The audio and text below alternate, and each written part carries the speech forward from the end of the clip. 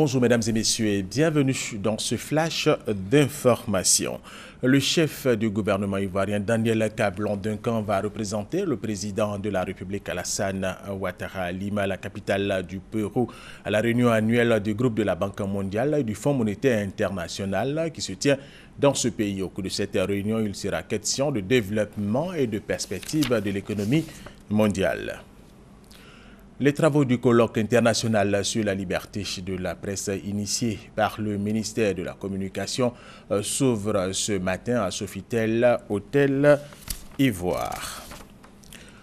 Un forum économique ivoiro-italien a été organisé à Milan. C'était un succès selon le Centre de promotion des investissements en Côte d'Ivoire, CPIC. Des contacts ont été noués entre des investisseurs ivoiriens et italiens. Jean-Jean Kwame-Ala.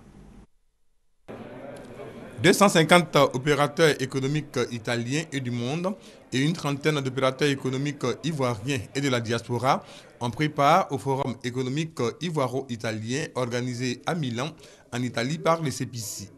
L'on retient que des contacts ont été noués pour booster le rang de l'Italie, 11e pays investisseur européen en Côte d'Ivoire. Les contacts qui ont été pris par les opérateurs économiques ivoiriens nous permettent aujourd'hui de garder un bon espoir.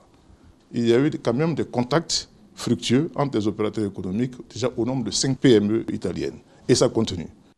Cette continuité a été poursuivie par la visite d'une entreprise italienne innovante spécialisée dans la fabrication de plastique biodégradable.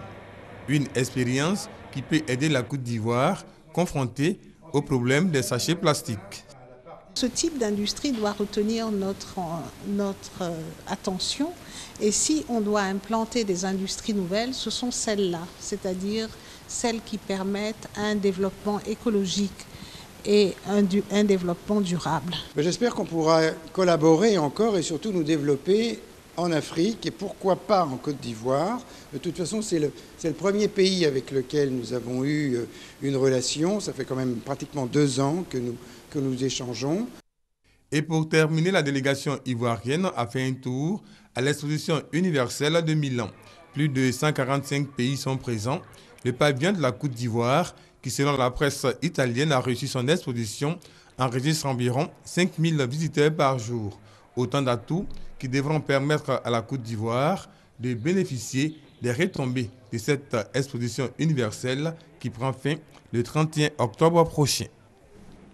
Revenons en Afrique. Au Mali, des cas de fièvre mortelle sévissent actuellement dans les régions de Tombouctou et de Gao. Selon Médecins sans frontières, il pourrait s'agir de paludisme et de méningite. La coordination des mouvements de l'Azawad appelle donc à l'appel des organisations humanitaires présentes au Mali. Rappelons que ces fièvres auraient fait une centaine de morts.